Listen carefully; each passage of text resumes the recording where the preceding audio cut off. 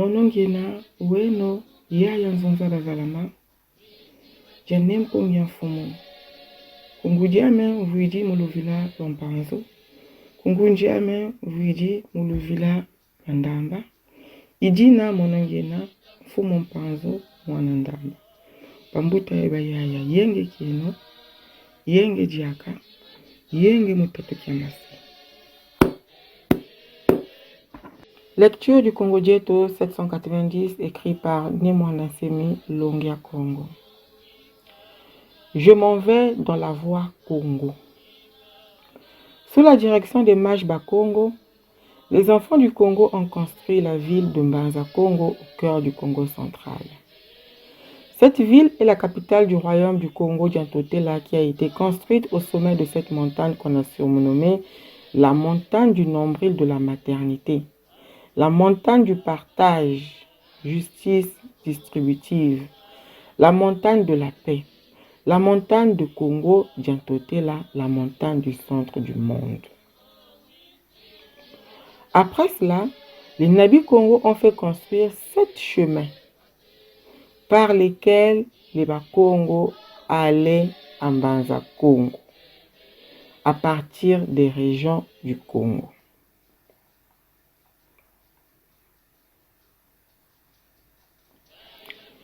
Physiquement, Nzila Congo, c'est ce chemin qui construit au sommet de la montagne du Congo, à Mbanza Congo, la capitale du royaume du Congo Diantotela. Mystiquement, Nzila Congo, c'est le chemin mystique que doit parcourir toute personne qui veut détacher sa conscience du monde profane, escalader la montagne mystique du Congo et arriver à la nouvelle Mbanza Congo. Spirituellement, sur le plan mystique, Nzila Congo, c'est la voie Congo de l'évolution spirituelle qui escalade la montagne mystique du Congo Diantotela et conduit à la Mbanza Congo mystique qui est la cité sainte des grands êtres de Mwela Congo dans le monde de lumière. D'où l'hymne mystique Ngiele Ngiele Nzila Congo. Suivant que chantent les Béna Congo du Congo central jusqu'à ce jour. Ngele ngele Nzila Congo, ngele ngele Nzila Congo, ngele ngele Nzila Congo, Nzila Congo mbakiji luvunu lwame, luvungu lwame tungilanga mbangu zame, imbangu zame yajilanga ngango lame, ingola zame zizele vana yanga.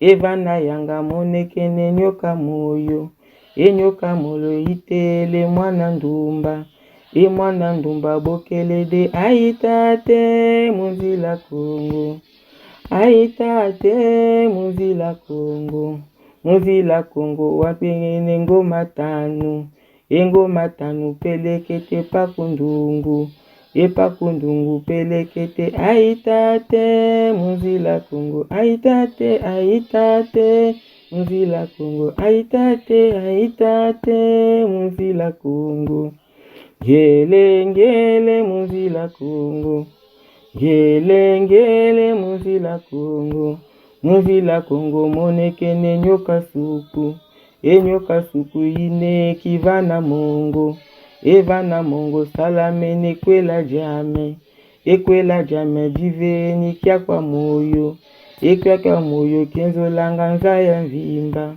enzaya mvimba kelembele taembwe Nzila, talakembwe Nzila Congo, Nzila Congo monekene lungwa tangu mivene kia kwa moyo, ekwa kwa moyo bokele de talakembwe Nzila Congo, talakembwe Nzila Congo, talakembwe Nzila Congo.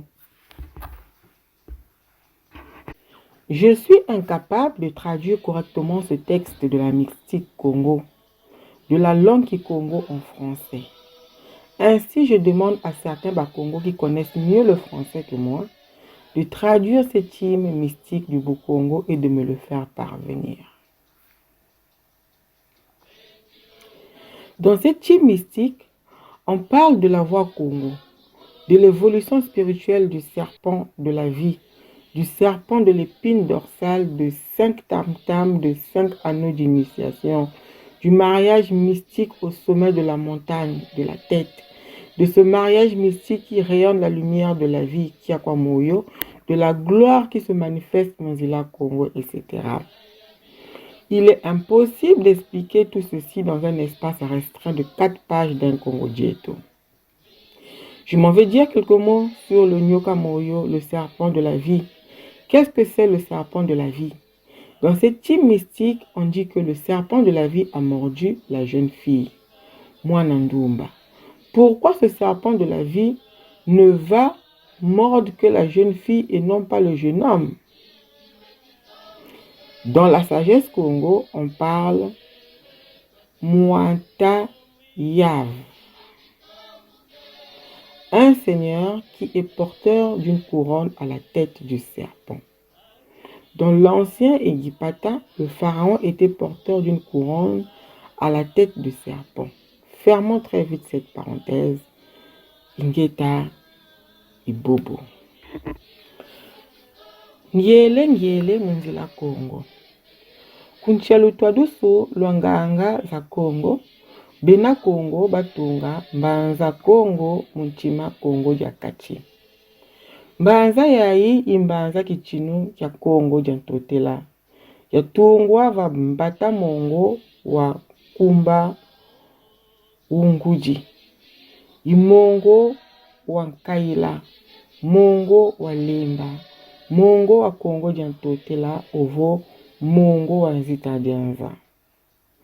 Lanjila Jojo, banabi ba Congo batungisa nzila nsamboja za natankangwa Congo tuka kumbanda mongo, banda mongo mu bizinga bya Congo. Nateye vana mbanza Congo vambata mongo.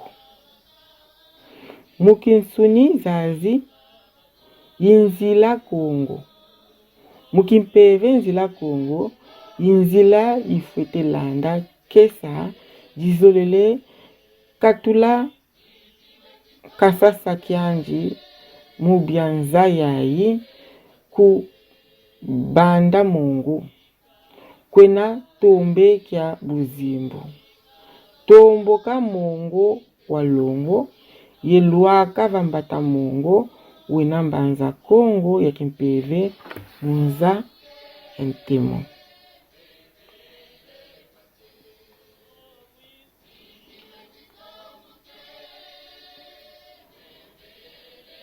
Ngele Munzila Congo. Ngele Munzila Congo. Ngele Munzila Congo.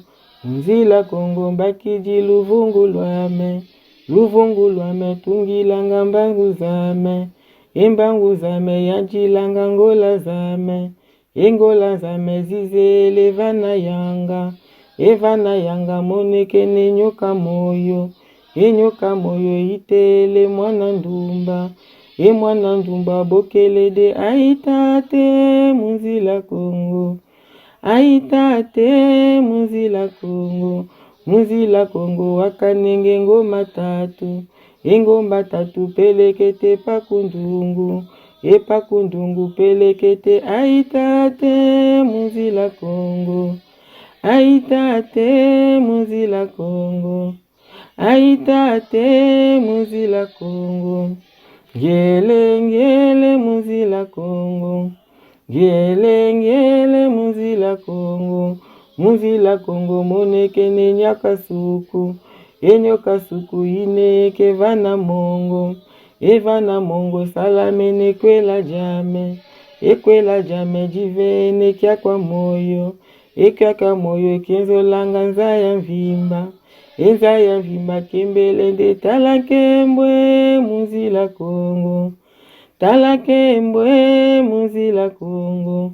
Munzila Congo moneke ne lunga tanu. Elunga tanu mivene kya kwa moyo. Ekya kwa moyo bokele de talakembwe Munzila Congo. Talakembwe Munzila Congo. talake mbwe munzila Kongo. Nkunga wao beti vovila nzila Kongo ya kundulu mumpeve. Nzila Kongo yayi beti vovila nsamo wanyuka moyo, wanyuka suku, wangoma tanu, wamilunga mitanu, wakwela jame jikwela jakinganga, wakia kwa moyo, wakembo munzila Kongo. Kadilenji lenda kana kutuko mubangula mambu mama mamonso no mukongo jetu ja tuse tuyakaka. Ngina vova mambu makwa kaka matadidi nyuka moyo. Kikyo kyo nyuka moyo. Mkunga wau beti vova vo nyuka moyo itele mwana ndumba. Bila ki nyuka moyo yayi ifwete kaka tachika mwana ndumba kasi ka mwana bakalako. Bubu Kongo tubikanga vo muwata yav. Fumu yivui kulumpu yena yentu ya nyuka. Muyengi pata falawo wakele vuatange mpu yena yentu wa nyuka. Ingeta ibobo ibobo.